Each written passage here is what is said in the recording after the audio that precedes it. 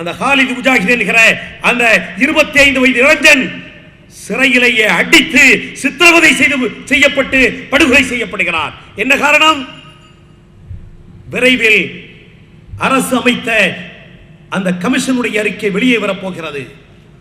அதிகாரிகளுடைய சதி வெளியே தெரிய போகிறது. உளவுத்துறையினுடைய அந்த சதி செயல் வெளியே தெரிய போகிறது. எனவே அது வெளியே வருவதற்கு முன்னால் இவன் உயிரோடு இருக்கக்கூடாது என்பதற்காக அந்த காவல்துறை அதிகாரிகள் சிறை அதிகாரிகளோடு கூட்டு சேர்ந்து அந்த மார்க்கறிஞர்களை அடித்தே கொலை செய்கிறார்கள். எஸ்டிபிஐ கட்சி ஹாலித் முஜாஹிதினுடைய இந்த படுகொலை ஏதோ ஊப்பியிலே நடைபெற்ற, உத்தரப்பிரதேசத்தில் நடைபெற்ற ஒரு படுகொலையாக நினைக்காமல் நாடு முழுவதும், தமிழகம் முழுவதும் உட்பட எல்லா இடங்களிலும் ஒரு மாபெரும் போராட்ட இயக்கமாக, பிரச்சார இயக்கமாக இன்றைக்கு ஹாலித் முஜாஹிதினுடைய படுகொலைக்கு நீதி கேட்டு இன்றைக்கு எஸ்டிபிஐ கட்சி போராடி கொண்டிருக்கிறது. எஸ்டிபிஐ கட்சியினுடைய போராட்டத்திற்கு பிறகு ஊபியினுடைய முதலமைச்சர் அகிலேஷ் யாதவ் இந்த பிரச்சனையை சிபிஐ வசம் இன்றைக்கு ஒப்படைத்திருக்கிறார். இந்த வழக்கு சிபிஐ வசம் ஒப்படைக்கப்பட்டிருக்கிறது. இதுவரைக்கும் வெளிவராமல் இருந்த அந்த நீதிபதியின் தலைமையில் அமைக்கப்பட்ட அந்த கமிஷன் அறிக்கை இப்போது வெளியிடப்பட்டிருக்கிறது. அன்பிற்குரிய பெருமக்களே, ஒரு உதாரணத்தை சமுதாய மக்களை உங்களுக்கு நான் சொல்லுகிறேன். இதே போன்றுதான் நூற்றுக்கணக்கான சம்பவங்கள், ஆயிரக்கணக்கான நிகழ்வுகள், ஆமீர் கான் என்றும் கத்தில் சித்திகி என்றும் முஸ்லிம் பெயர்களால் ஆயிரக்கணக்கான இஸ்லாமிய இளைஞர்கள் ஒவ்வொரு சிறைகளிலும் இன்றைக்கு வாடி வழங்கிக் கொண்டிருக்கிறார்கள்.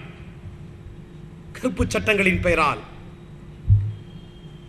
தடாவிலே கைது செய்யப்பட்ட சுமார் 80,000 பேர், 75,500 பேர் தடா என்கிற கருப்பு சட்டத்திலே கைது செய்யப்பட்டார்கள் என்றால் இவர்களில் 98% பேர் முஸ்லிம் இளைஞர்கள். அதற்கு பிறகு பொடாவை கொண்டு வந்தார்கள். பொடா வந்ததற்கு பிறகு பல்லாயிரக்கணக்கான மக்கள் அதிலே கைது செய்யப்பட்டிருப்பார்கள் என்று சொன்னால், அதில் கைது செய்யப்பட்டவர்களுடைய எண்ணிக்கை நீங்கள் ஆய்வு செய்தால் அதிலே 98% பேர்கள் முஸ்லிம்கள். இஸ்மாயில் அவர்கள், பாப்புலர் ஃப்ரண்ட் ஆஃப் இந்தியாவுடைய மாநில தலைவர் அவர்கள் குறிப்பிட்டு காட்டியதை போல குஜராத்திலே 280 பேர் பொடாவிலே கைது செய்யப்படுகிறார். 279 பேர் ஒரு நபரை தவிர அத்துணை பேர்களும் முஸ்லிம் இளைஞர்கள். தடாவிலே 80,000 பேர் கைது செய்யப்பட்டதற்கு பிறகு இந்த வழக்குகள் 0.8% வழக்குகள் மாத்திரம்தான் நிரூபிக்கப்பட்டது. வேறு அத்துணையும் நிரூபிக்கப்படாமலேயே பல ஆண்டுகள் அந்த இளைஞர்கள் தங்களது சிறை வாழ்க்கையை சிறையிலே கழித்தார்கள். இந்த கொடுமைகளுக்கு தீர்வு என்ன? யார் போராடுவது? யார் கண்டிப்பது? யுஏபிஏ பற்றி யாருக்கும் தெரிவதில்லை. முஸ்லிம் அமைப்புகளுக்கும் தெரிவதில்லை, முஸ்லிம் சமுதாயத்திற்கும் தெரிவதில்லை. யுஏபிஏ என்றால் பல பேருக்கு சந்தேகம், ஏதோ புதுசா ஏதாவது அமைப்பு ஆரம்பிச்சிட்டாங்களா? பல பேர் கேட்கிறாங்க. ஏற்கனவே பல அமைப்புகள் ஆங்கில எழுத்துக்கள்ல இருக்குது. சில பேருக்கு அதெல்லாம் படிக்க தெரியாம ஏபிசிடி மட்டும்தான் சில அமைப்புக்கும் சில தலைவர்களுக்கும் ஆங்கில எழுத்துக்களை உச்சரிக்கிறதே தெரியல. ஏபிசிடி மட்டும்தான் அவர்களுக்கு தெரிகிறது. அந்த அளவுக்கு அறிவற்றவர்களாக இந்த சமூகத்திலே இருக்கிற காரணத்தினால் யுஏபி என்றால் என்னவென்றே தெரியவில்லை. சட்டங்களை பற்றிய அறிவு சமூகத்திற்கு இல்லை. எதிரே கைது செய்யப்படுகிறான், எதற்கு கைது செய்யப்படுகிறான் ஒன்றும் தெரிவதில்லை.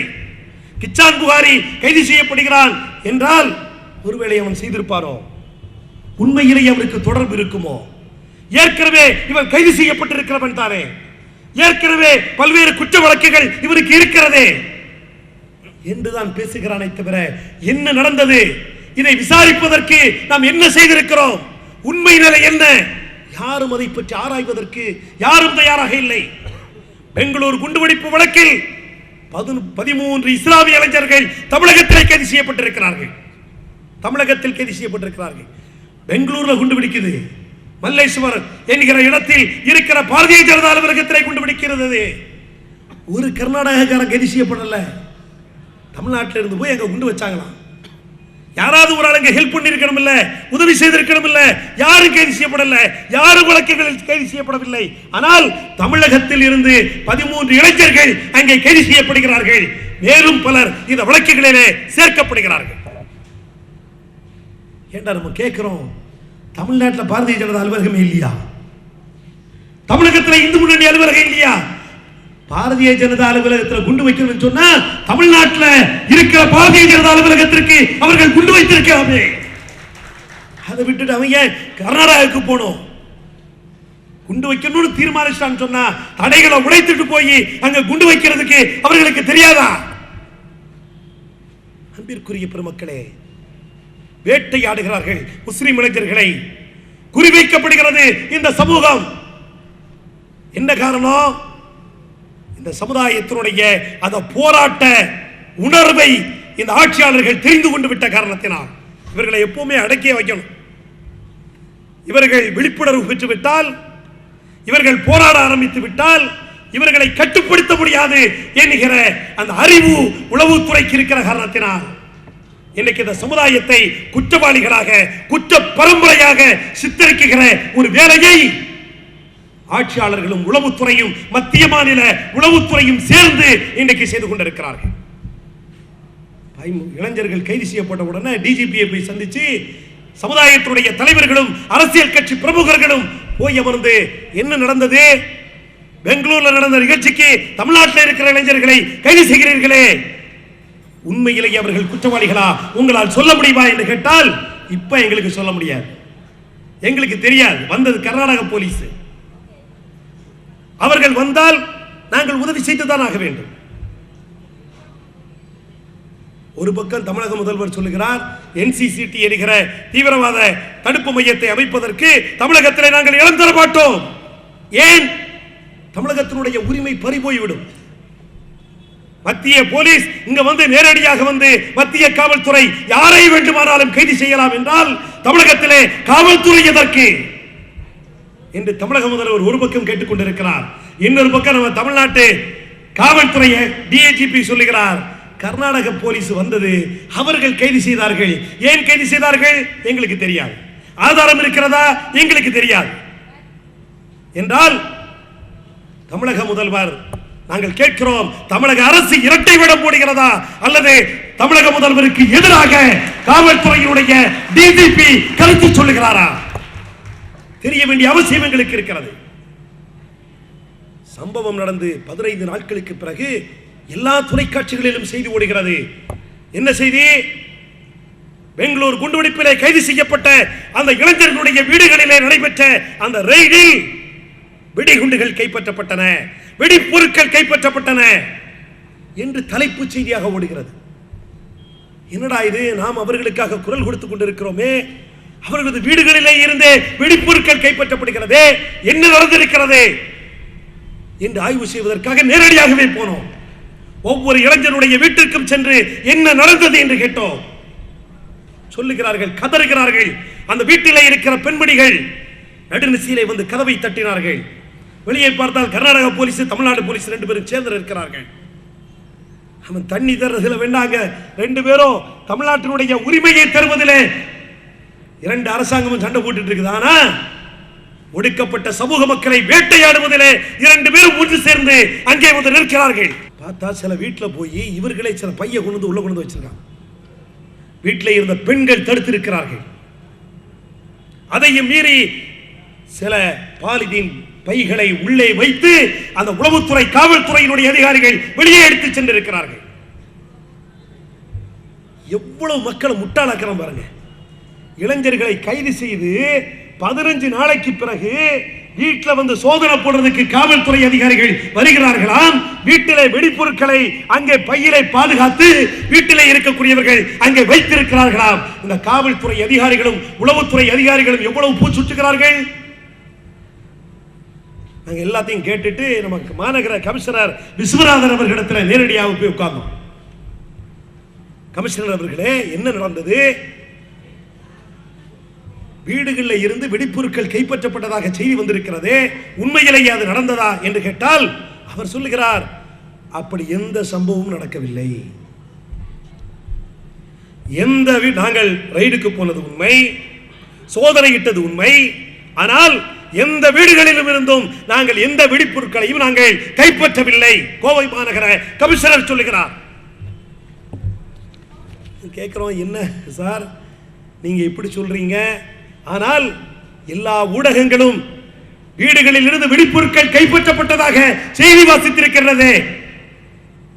அது பொய் செய்தியாக இருந்தால் உங்களது அதிகாரத்தில் இருக்கிற கோவை மாநகரில் இப்படி ஒரு சம்பவம், ஒரு பொய் சம்பவத்தை ஊடகங்கள் வெளியிட்டிருக்கிறார்கள் என்றால் அதற்கு மறுப்பு தெரிவிக்க வேண்டிய பொறுப்பு உங்களுக்கு இருக்கிறதா இல்லையா?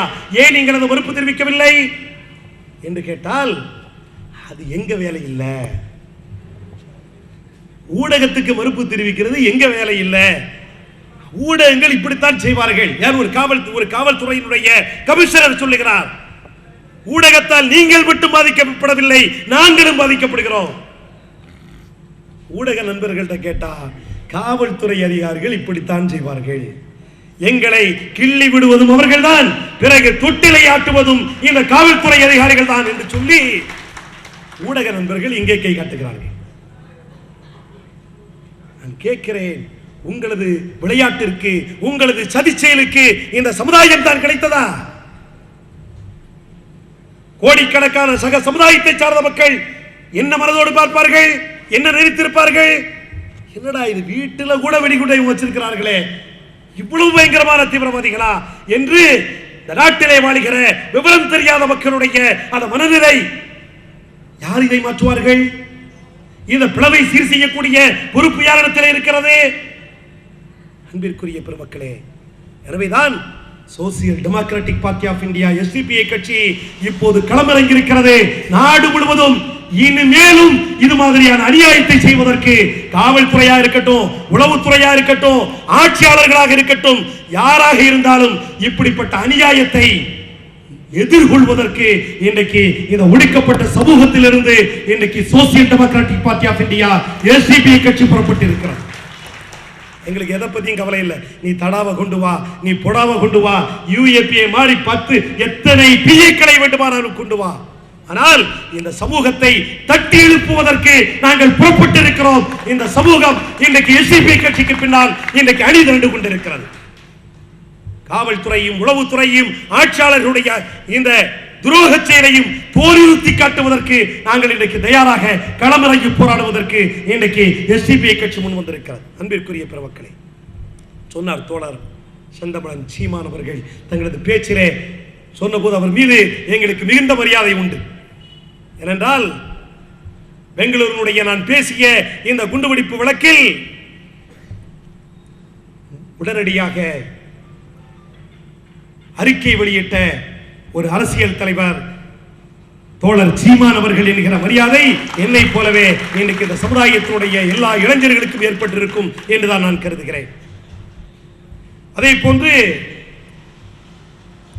காஷ்மீரிலே ஒடுக்கப்படுகிற ஒவ்வொரு நாளும் அநியாயத்திற்கும் அக்கிரமத்திற்கும் ஆளாக்கப்படுகிற இந்த சமுதாயத்தினுடைய சொந்தங்களுக்காக போராடி கொண்டிருக்கிற தோழர் யாசின் மாலிக் அவர்களை தமிழகத்திலே அழைத்து வந்து ஒரு நிகழ்ச்சியிலே பங்கெடுக்க வைத்திருக்கிறார். இன்றைக்கு காஷ்மீரை பற்றி ஊடகங்களும் தமிழகத்தில் இருக்கிற பல்வேறு இயக்கங்களும் பேசுவதற்குரிய ஒரு வாய்ப்பை இன்றைக்கு தோழர் சீமான் அவர்கள் உருவாக்கி இருக்கிறார்கள் என்கிற மதிப்பு மரியாதையும் எங்களுக்கு உண்டு.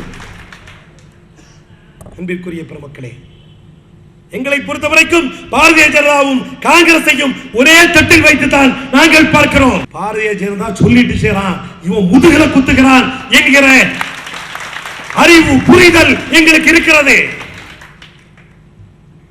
இந்த தேசத்தில் பாரதிய ஜனதாவால் இந்த சமுதாயம் வேட்டையாடப்பட்டிருக்கிறதோ, இந்த சமுதாயம் பாதிக்கப்பட்டிருக்கிறதோ, அதே அளவிற்கு சம அளவில் காங்கிரசால் இந்த சமுதாயம் இன்றைக்கும் ஒவ்வொரு நாளும் பாதிக்கப்பட்டுக் கொண்டிருக்கிறது என்பதில் எங்களுக்கு கொஞ்சம் கூட மாறுபாடு கிடையாது. பொடாவை பாரதிய ஜனதா கொண்டு வந்தது என்றால் தடாவை காங்கிரஸ் கொண்டு வந்தது. யூஏபிஏ என்கிற இந்த கருப்பு சட்டத்தை கொண்டு வந்தது இந்த காங்கிரஸ். ரவுலட் சட்டத்தையும் எல்சிஏ என்கிற சிஎல்ஏ என்கிற சட்டத்தையும் ஆங்கிலேயர்கள் கொண்டு வந்த போது அதை எதிர்த்த காங்கிரஸ், அதற்கு எதிராக போராடினோம் என்று மாறுதட்டுகிற காங்கிரஸ் தான் இந்த நாட்டிலே கருத்துரிமைக்கு எதிரான சட்டங்களை, ஆழ்தூக்கி சட்டங்களையும் கருப்பு சட்டங்களையும் இந்த தேசத்திலே அறிமுகப்படுத்தியது காங்கிரஸ். அன்பிற்குரிய பெருமக்களே, பிஜேபி என்ன செய்யணும்னு நினைக்குதோ அதை காங்கிரஸ் செய்துட்டு, பிஜேபி செய்யாம சொல்லிட்டு இருக்கிறான், ஆனால் அதை அமல்படுத்திக் கொண்டிருப்பது காங்கிரஸ். சேது சமுத்திர திட்டம் கொண்டு வர்றோம்னா பிஜேபி கொண்டு வராதன்னா இன்னைக்கு வரைக்கும் அதை கொண்டு வருகிற ஆண்மை காங்கிரசுக்கு இல்லை. நாடு முழுவதும் இன்னைக்கு பாரதிய ஜனதாவுடைய ஆட்சியில எந்த அளவிற்கு முஸ்லிம் இளைஞர்கள் கைது செய்யப்பட்டார்களோ அதை விட பன்மடங்கு அளவு இன்றைக்கு இந்த சமூகத்தில் காங்கிரசுடைய காட்டு மிராண்டித்தனமான அந்த ஆட்சியில் முஸ்லிம் இளைஞர்கள் வேட்டையாடப்பட்டுக் கொண்டிருக்கிறார்கள். பொடா சட்டம் வந்த போது சமுதாயம் கொந்தளிச்சு எழுந்து சமுதாய அமைப்புகள் போராட்ட களத்தில் இறங்கினார்கள். தடா சட்டம் வந்த போது முஸ்லிம் அமைப்புகள் எல்லாம் ஒடுக்கப்பட்ட பல்வேறு ஒடுக்கப்பட்ட மக்களுக்காக போராடுகிற அமைப்புகளும் களத்தில் இறங்கி போராடினார்கள். ஏன் இந்த பிரச்சார இயக்கத்தை நாங்கள் கொண்டு வர்றோம்? இப்ப இருக்கிற யூஏபியை பற்றி யாருக்கும் தெரியலையா அல்லது தெரிந்தும் யாரும் குரல் கொடுக்காமல் இருக்கிறார்களா எங்களுக்கு புரியவில்லை. பொடால என்ன விதிகள் எல்லாம் இருந்ததோ அது அத்துணையும் இன்றைக்கு இந்த திருத்தப்பட்ட யூஏபிஏ சட்டத்தில் இன்றைக்கு இருக்கிறது. 1967 கொண்டு வரப்பட்ட யூஏபிஏ சட்டம் 4 முறை திருத்தப்பட்டதற்கு பிறகு இப்ப இருக்கிற யூஏபிஏ சட்டத்தில் பொடாவை விட தடாவை விட கொடூரமான சட்டப்பிரிவுகள் இணைக்கப்பட்டு இன்றைக்கு காட்டு மிராண்டித்தனமான சட்டமாக இன்றைக்கு யூஏபிஏ சட்டம் இன்றைக்கு பிரயோகப்படுத்தப்படுகிறது. தமிழ்நாட்டில் 13 இளைஞர்கள் கைது செய்யப்பட்டார்களே, 30 நாள் போலீஸ் கஸ்டடி.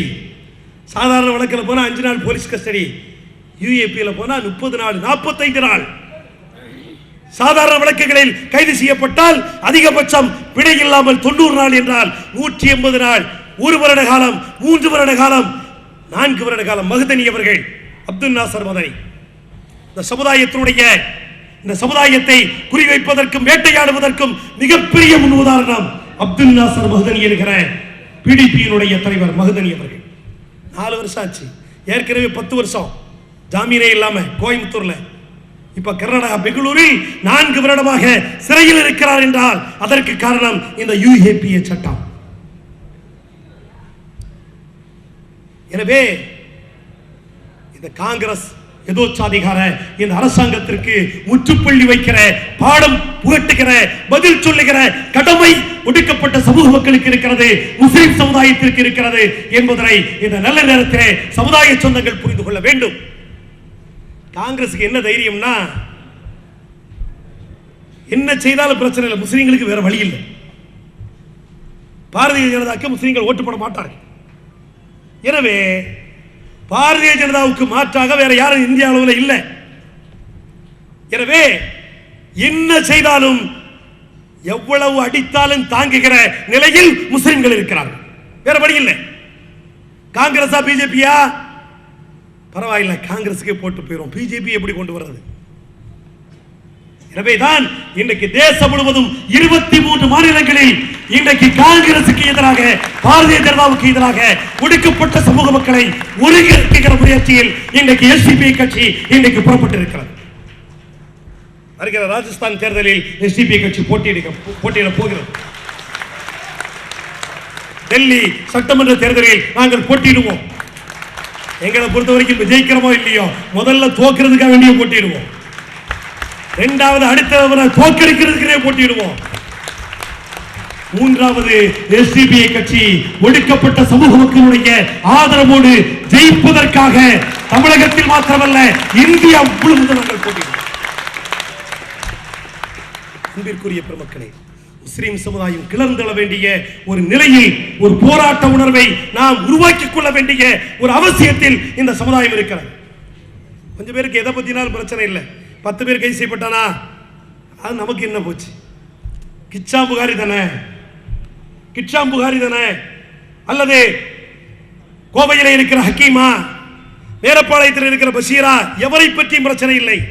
எனக்கு வரும்போது நான் பார்த்துக்கிடுவேன். அன்பிற்குரிய பெருமக்களே, இன்றைக்கு கிச்சாம் புகாரி, நாளை மறுநாளோ நீ யாரா வேண்டாலும் இருக்கலாம், எந்த அமைப்பில் வேண்டாலும் இல்லாம இருக்கலாம். காலிது முஜாஹித் இந்த அமைப்பில் இல்ல, கத்தியில் சித்திக்கு இந்த அமைப்பில் இல்ல.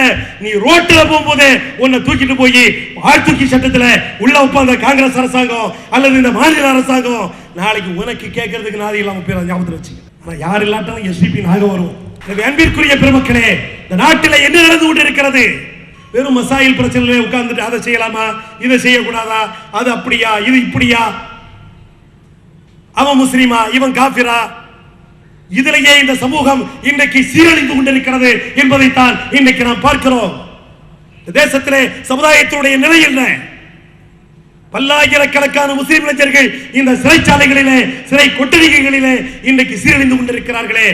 நாம் என்ன செய்ய போகிறோம்? என்ன செய்து கொண்டிருக்கிறோம்? கிச்சா முகாரிக்காக குரல் கொடுப்பதற்கு ஏன் நாம் தயாராக இல்லை? ஏன் நான் சார்ந்திருக்கிற அமைப்பு தயாராக இல்லை? ஒவ்வொரு முஸ்லிம் இளைஞரும் நெஞ்ச தொட்டு நீ நம்மளை கேட்டுக்கணும். நான் சார்ந்திருக்கிற அமைப்பு ஏன் ஒரு பஷீருக்காக, ஒரு ஹக்கீமுக்காக, ஒரு புகாரிக்காக பயமா? அச்சம் காரணமா? அன்பிற்குரிய பெருமக்களே, இந்த நாட்டில் போற போக்கில் இனிமே நம்ம உயிர் வாழ வேண்டும் என்றால், நிம்மதியாக வாழ வேண்டும் என்றால், போராடுகிற எஸ்டிபிஐ கட்சியில இந்த சமுதாயத்தை சார்ந்தவர் இருந்தால் மட்டும்தான் இனிமே நிம்மதியா இருக்க முடியும் என்கிற அளவிற்கு இந்த நாட்டிலே, இந்த தேசத்திலே முஸ்லிம் சமுதாயத்தினுடைய நிலை தொடர்ந்து கொண்டிருக்கிறது. ஆசிஸ் கேத்தான் தலைமையுரையிலே பேசிய போது நண்பர் நாசிம் அவர்கள், மாவட்ட தலைவர் நாசிம் அவர்கள் பேசுகிற போது சொன்னார், நமக்கு தெரியும் ஆசிஸ் கேதான நம்ம எல்லாரும் கேள்விப்பட்டிருப்போம். தெகல்கா இதனுடைய நிருபராக இருந்து குஜராத் கலவரத்தில் என்ன நடந்தது நேரடியா போய் ஒரு புலனாய்வு செய்து நாடு முழுவதும் மிகப்பெரிய பரபரப்பை ஏற்படுத்தியவர் ஆசிஸ் கேதான். குலைல் நியூஸ் என்கிற பெயரால் ஒரு புலனாய்வு அறிக்கையை சமீபத்திலே வெளிவந்திருக்கிறது, சமீபத்தில் வெளியிடப்பட்டிருக்கிறது. திட்டமிட்டு பல மாதங்கள் பல தோழர்களை வைத்து இந்த ஆசிஸ் கேதான் கடுமையாக உழைத்து புலனாய்வு ஒன்றை அவர் வெளியிட்டிருக்கிறார். என்ன செய்தி? மலைகான் குண்டுவெடிப்பு, பூனே ஜெர்மனி பேக்கரி குண்டுவெடிப்பு, மும்பையில் நடைபெற்ற பல்வேறு குண்டுவெடிப்புகள், அத்துணை வழக்குகளையும் ஆய்வு செய்து ஒவ்வொரு வழக்கிலையும் இந்த உளவுத்துறை அதிகாரிகளும் காவல்துறை அதிகாரிகளும் முஸ்லிம் இளைஞர்களை வேட்டையாடுவதற்காக அவர்களை குறிவைத்து அவர்கள் செய்த அத்துணை சதி செயல்களும், அவர்கள் செய்த ஏமாற்று வித்தைகள் அத்துணையும் பட்டவர்த்தனமாக அப்படியே அவர் வெளியிட்டு அந்த அறிக்கை வெளியே வந்திருக்கிறார். ஒவ்வொரு வழக்கிலையும் ஒரே நாள்ல இங்க ஒரு வழக்கில் குற்றப்பத்திரிகை தாக்கல் செய்திருக்காங்க பூனேல, அதே நபர் மேல டெல்லி போலீஸ் இன்னொரு வழக்கில் அங்க குற்றப்பத்திரிகை தாக்கல் செய்திருக்காங்க. ஃபுல்லா ஓட்டைகள், ஏமாற்றுகள், சதி செயல்கள். ஏன் இதை பத்தி கவலைப்படுறோம்? தேசத்திலே வாழ்கிற கோடானு கோடி எனது சகோதர சமுதாய மக்கள் இந்த சமூகத்தை என்ன பார்வையில் பார்த்துக் கொண்டிருக்கிறார்கள். இதற்கு காரணம் யார்? இந்த நாட்டை ஆளுகிற இந்த அரசாங்கங்களும் இந்த உளவுத்துறையும். அவன் மெடல் வாங்குறதுக்காக வேண்டி, அவன் பேர் வாங்குறதுக்காக வேண்டி, அவனுக்கு பதவி உயர்வு கிடைக்க வேண்டும் என்பதற்காக வேண்டி இந்த சமுதாயம் வேட்டையாடப்படுகிறது. உங்களுக்கு தெரியும், 2006 கோயம்புத்தூர்ல 6 இளைஞர்கள் கைது செய்யப்படுகிறார்கள். கோவை தகர்க்க சதி என்கிற பெயரால் மிகப்பெரிய மீடியாக்களில் செய்தி. கடைசியில் அன்னைக்கு கலைஞர் உடனடியாக எஸ்ஐடிக்கு அன்னைக்கு உத்தரவிட்டதற்கு பிறகு வெளியே வருகிறது, ரத்தின சபாபதியின் ஒரு ஏசி அந்த ஆள் அவன் திட்டம் போட்டு பதவி உயர்வு பெறுவதற்காக அந்த 6 இளைஞர்களையும் கைது செய்து அதை மிகப்பெரிய தீவிரவாத தாக்குதல் தமிழகத்திலே நடைபெறப் போவதாக அதை சித்தரித்து நாடகமாடி இருக்கிறார். இதை நான் சொல்லல, எஸ்ஐடியினுடைய அறிக்கை கோர்ட்டில், நீதிமன்றத்தில் இப்படியே தாக்கல் செய்யப்பட்டிருக்கிறது. அந்த ரத்தின சபாபதியை நீ என்ன பண்ணிய? எத்தனை போராட்டம் இந்த சமுதாயம் நடத்தி இருக்கும்? அந்த ரத்தின சபாபதிக்கு உடனடியாக வேற ஊருக்கு மாற்றம், நீலகிரிக்கு. 6 மாதத்திற்கு பிறகு மதுவிலக்கு துறையில் மீண்டும் அதே கோவை. நீதிமன்றத்தில் அவர் மீது முஸ்லிம் சமுதாயத்தை குற்றப்படுத்தி ஒரு நாடக வழக்கை அவர் புனைந்ததாக நிரூபிக்கப்பட்டதற்கு பிறகு அவர் மேல எந்த நடவடிக்கையும் இல்லை. இப்ப பார்த்தா டிஎன்பிசியில கடந்த கலைஞர் ஆட்சியில அவர் உறுப்பினர், பதவி உயர்வு அவருக்கு. ஏன் பதவி உயர்வோ? முஸ்லிம் சமுதாயத்தை வேட்டையாடி இருக்கிறார். எனவே அவருக்கு கௌரவம், எனவே அவருக்கு பாராட்டு. பரவாயில்லை, உனக்கு இந்த இது ஏசிங்கிறது சாதாரண பதவி, நல்ல லட்சமா உனக்கு கொட்டுறதுக்குன்னு தமிழ்நாட்டில் ஒரு பதவி இருக்கு, அது டிஎன்பிஎஸ்சி, அங்க வந்து உட்காருன்னு சொல்லி தமிழ்நாடு அரசாங்கம் இன்னைக்கு அவங்களை தூக்கி அங்க வச்சுட்டு. பெங்களூர் குண்டுவெடிப்பில் நாங்கள் பகிரங்கமாக குற்றம் சாட்டுகிறோம். தமிழக உளவுத்துறைக்கு பங்கில்லாமல் இந்த வழக்கில் தமிழகத்துடைய எனது சகோதரர்கள், எனது தோழர்கள் கைது செய்யப்பட்டிருக்க மாட்டார்கள். ஆளுகிற அரசு இதற்கு முடிவு கட்டவில்லை என்றால் களமிறங்கி மக்களை திரட்டி மாபெரும் புரட்சியிலே இந்த மக்கள், இந்த சமுதாயம் களமிறங்குகிற ஒரு சூழல் வெகு தூரத்தில் இல்லை என்பதை மாத்திரம் எச்சரிக்கையாக இந்த நல்ல நேரத்திலே நான் சுட்டிக்காட்ட கடமைப்பட்டிருக்கிறேன்.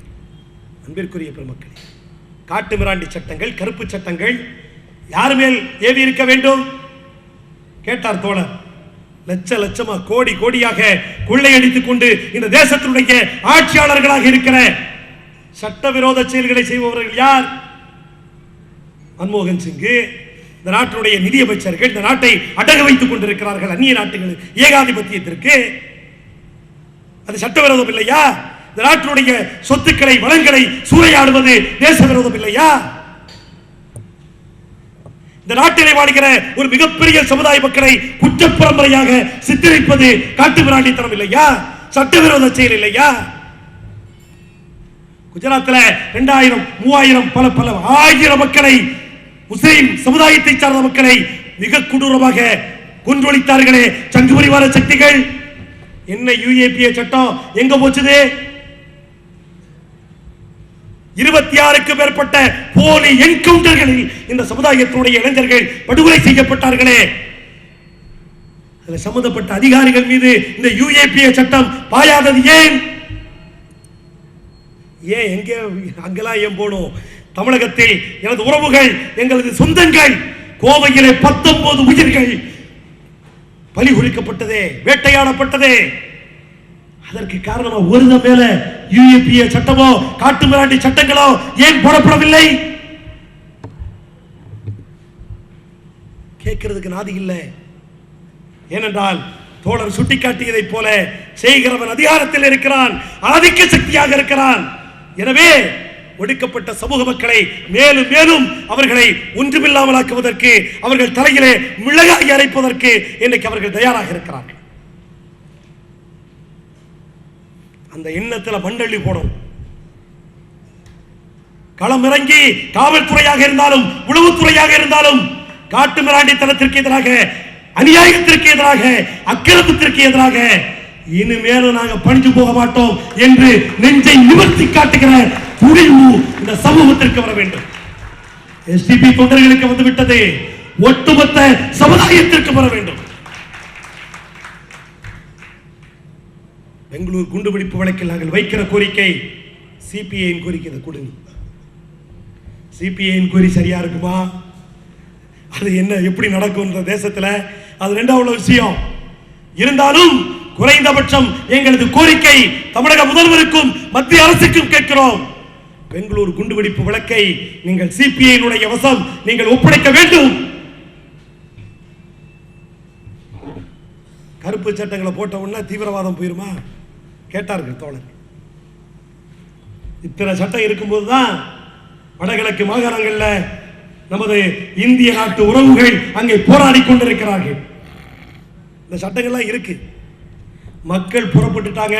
நீ அடிக்க அடிக்க அடிக்க ஒரு வரையும் தான் மக்கள் பார்ப்பார்கள். ரொம்ப காலம் யாரையும் அடிமைப்படுத்த முடியாது. உலகத்தில் அப்படி ஒரு வரலாறே கிடையாது. ரொம்ப காலம் யாரையும் அடிமைப்படுத்த முடியாது, யாரையும் அடக்கி வைக்க முடியாது.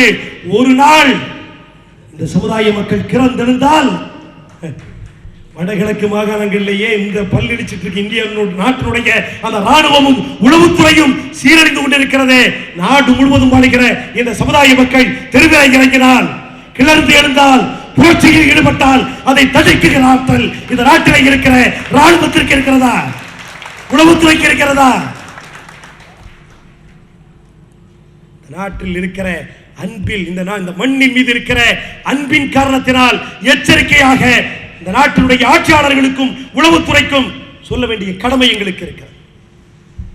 சமுதாயத்தை இப்படியே வச்சுட்டே போனா இளைஞர்கள் எல்லாம் சேர்ந்து என்னடா சும்மா இருந்தோம்னா கிச்சா முகாரி மாதிரி நம்மளெல்லாம் இப்படி பண்ணிட்டு தான் இருப்பான், பேசாம நம்ம எல்லாரும் சேர்ந்து ரோட்ல இறங்குவோம், அவன் செய்யாததை செய்ததா சொல்றான், உண்மையிலே செய்துதான் பார்ப்போமே என்று எல்லோரும் கிளர்ந்திருந்தால் இந்த நாட்டிலே, இந்த தேசத்திலே இருக்க முடியுமா? யாராவது நிம்மதியா வாழ முடியுமா? இந்த நாடு நாடாக இருக்குமா? எனவே இந்த நாட்டினுடைய எதிர்காலத்தின் மீது, இந்த நாட்டினுடைய நலனின் மீது ஆட்சியாளர்களுக்கு அக்கறை இருந்தால், அக்கறை இல்லை அது தெரிய இருக்கிறவே, அக்கறை இருந்தால் இவர்கள் ஏன் இப்படி ஆட்சி செய்கிறார்கள்? எனவே ஆட்சியாளர்கள் உங்களை திருத்திக் கொள்ளுங்கள், அல்லது நாட்டு மக்கள் கிளர்ந்தெழுந்து உங்களை திருத்துகிற ஒரு சூழல் கண்டிப்பாக உருவாகும்.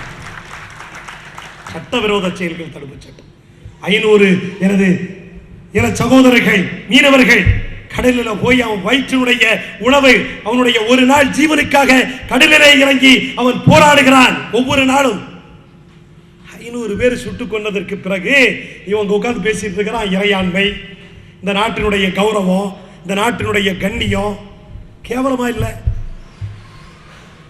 சட்டவிரோத செயல்கள் தடுப்பு UAPA இந்த நாட்டினுடைய கடலோர காவல் படையின் மீதும் இந்த நாட்டினுடைய கப்பல் படையின் மீதும் அதிகாரிகள் மீது முதல்ல கொண்டு வரும் இந்த சட்டத்தை. எனவே அன்பிற்குரிய பெருமக்களே, இந்த தேசத்திலே நடைபெறுகிற அநியாயங்களும் அக்கிரமங்களும் ஏதோ வீரவசமா பேசுறதுக்காக வேண்டிய இல்லை, ரொம்ப மக்களை உணர்ச்சி வசப்படுத்துறதுக்காக வேண்டிய இல்லை. நாட்டில் நடைபெற்றுக் கொண்டிருக்கிற அநியாயங்களும் அக்கிரமங்களும் ஒவ்வொரு நாளும் இந்த ஆட்சியாளர்களால் செயல்படுத்தப்படுகிற மக்கள் விரோத சட்டங்களும் திட்டங்களும், இதை சொல்றதுக்கும் போராடுறதுக்கும் இத மாதிரி போராளி இயக்கங்களை தவிர வேற யாருக்கு இந்த தேசத்தில் தகுதியும் இல்லை, அதுக்கு அவர்களுக்கு உரிமையும் இல்லை என்கிற நிலைதான் இந்த தேசத்தில் இருக்கிறது. மக்கள் நல்ல பத்தி ஏதாவது அரசியல் கட்சி பேச முடியுமா? இந்த நாட்டில் இருக்கிற முடியாது. அன்பிற்குரிய பெருமக்களே, எனவே நமது உரிமைகளை போராடி பெறுவதற்கு, அடக்குமுறைகளுக்கு எதிராக போராடுகிற வலிமையையும் அதற்கான சக்தியையும் நாம் திரட்டுவதற்கு தயாராக வேண்டும். அந்த பயணத்தில் உங்களை social democratic party of India SDPI கட்சி உங்களை அன்போடு உங்களை இந்த போராட்ட பயணத்திற்கு அழைக்குகிறது என்பதை இந்த நல்ல சந்தர்ப்பத்திலே தெரிவித்துக் கொண்டு, SDPI கட்சி முன்னெடுத்திருக்கிற இந்த போராட்ட களத்திற்கு சமுதாயத்தினுடைய அத்துணை தரப்பு மக்களும் உங்களது அன்பான ஆதரவையும் அன்பான ஒத்துழைப்பையும் நீங்கள் தர வேண்டும் என வேண்டி விரும்பி கேட்டுக்கொண்டு, மீண்டும் ஆட்சியாளர்களுக்கு தேசம் முழுவதும் இருக்கிற அப்பாவி சிறை கைதிகளை, முஸ்லிம் இளைஞர்களை விடுதலை செய்யுங்கள். காட்டு மிராண்டித்தனமான சட்டங்களை இந்த முஸ்லிம் சமுதாயத்தின் மீது ஏவுவதை உடனடியாக தடுத்து நிறுத்துங்கள் என்பதை பிச்சையாக அல்ல, வற்புறுத்தலாக, கட்டளையாக இந்த சமுதாயத்தின் சார்பாக ஆட்சியாளர்களுக்கு வைத்து விடைபெறுகிறேன். சிறப்பான இந்த கூட்டத்தினை குறுகிய காலத்தில் சில நாட்களில் மிகச் சிறப்பாக கட்டமைத்து இந்த கூட்டத்தை மிக பிரமாண்டமாக நடத்தி கொண்டிருக்கிற அத்துணை தோழர்களுக்கும் நிர்வாகிகளுக்கும், மத்திய சென்னை மாவட்டத்தினுடைய அத்துணை ஆற்றல் மிகுந்த நிர்வாகிகளுக்கும், வட சென்னை, தென் சென்னை மற்றும் அனைத்து தோழர்களுக்கும் எனது நெஞ்சார்ந்த நன்றியினை தெரிவித்துக் கொண்டு எனது உரைக்கு திரளுகிறேன். நன்றி.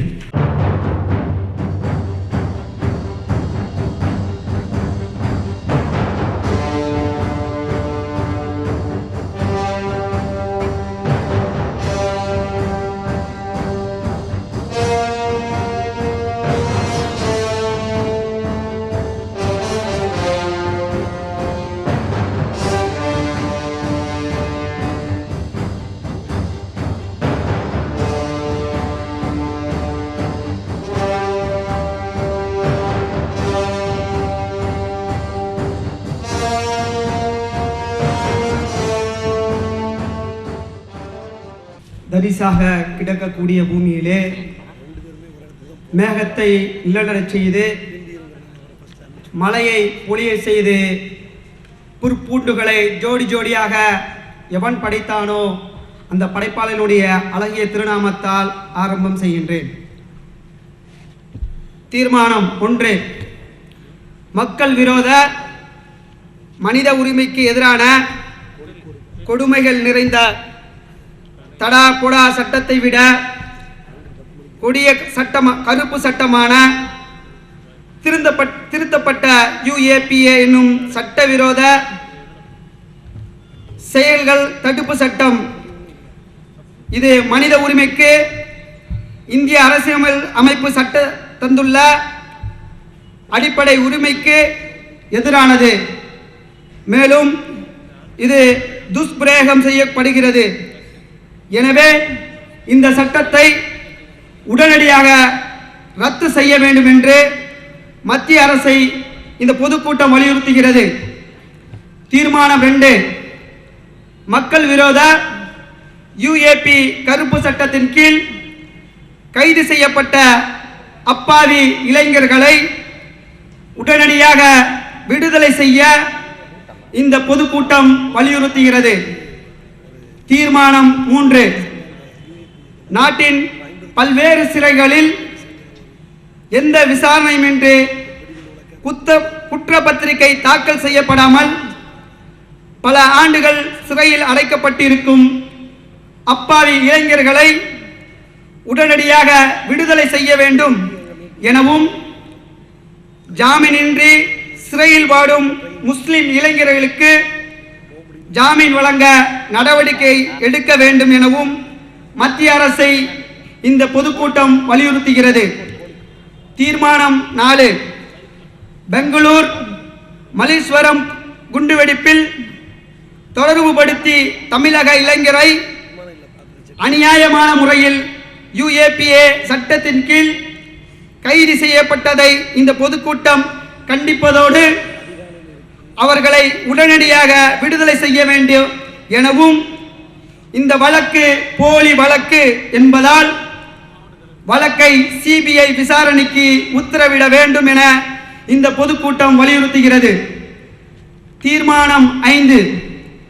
கர்நாடக காவல்துறையால் கைது செய்யப்பட்டு எந்த ஒரு விசாரணையுமின்றி 4 ஆண்டுகளாக சிறையில் அடைப்பட்டிருக்கும் கேரளா PDP தலைவர் அப்துல் நாசர் மதானியை விடுதலை செய்ய இந்த பொதுக்கூட்டம் வலியுறுத்துகிறது. தீர்மானம் 6. தமிழகத்தின் கோவை குமரி உள்ளிட்ட சில பகுதிகளில் மத துவேஷத்தை தூண்டி அதன் பேரில் முஸ்லிம் இளைஞர்களை போலியான குற்றச்சாட்டின் பேரில் கைது செய்வதை கண்டிப்பதுடன் முறையான நேர்மையான விசாரணைக்கு உத்தரவிடக் கோரி தமிழக அரசை இந்த பொதுக்கூட்டம் வலியுறுத்துகிறது. நன்றி.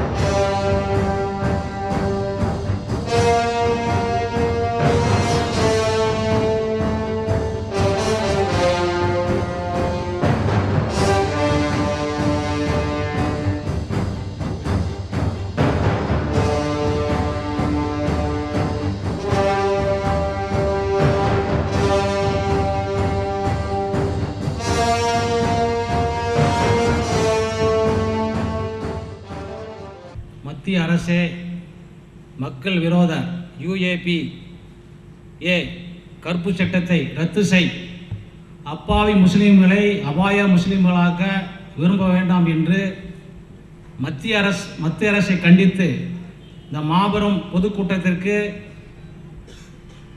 தலைமை உரையாற்றிய களத்தில் கதர் கலங்கியது காவி, மத்தியில் 3வது அணி SDPI தலைமையில் உருவாக போகிறது என்று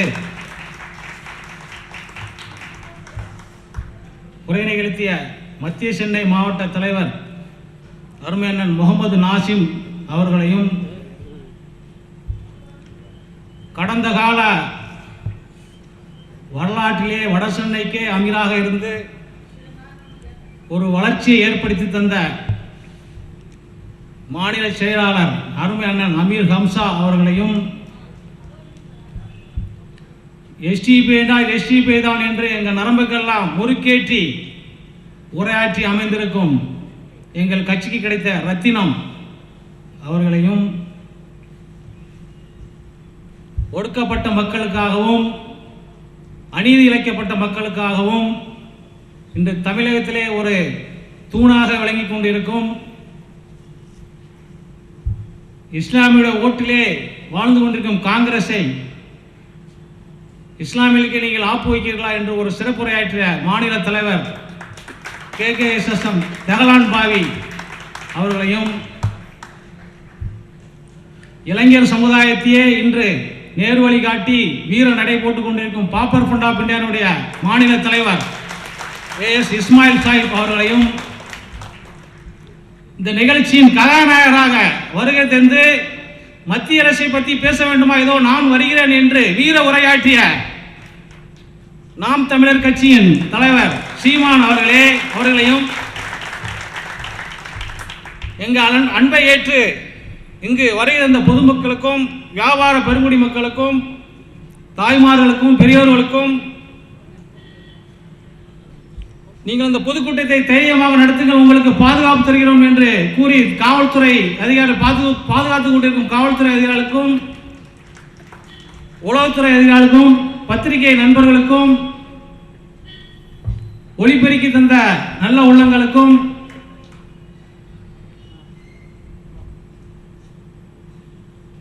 காஞ்சிபுரம் மாவட்ட நிர்வாகிகளுக்கும், திருவள்ளூர் மாவட்ட நிர்வாகிகளுக்கும், தென் சென்னை மாவட்ட நிர்வாகிகளுக்கும், மத்திய சென்னை மாவட்ட நிர்வாகிகளுக்கும், வட சென்னை மாவட்ட நிர்வாகிகளுக்கும், தொகுதி வட்டம் கிளை நிர்வாகிகளுக்கும், என் உயிரிலும் மேலான HDPN ஷேர் வீரர்களுக்கும், இதுக்கு மேல் பேச என்னோட வார்த்தை இல்லை, ஒரு கைத்தட்டல் இல்லை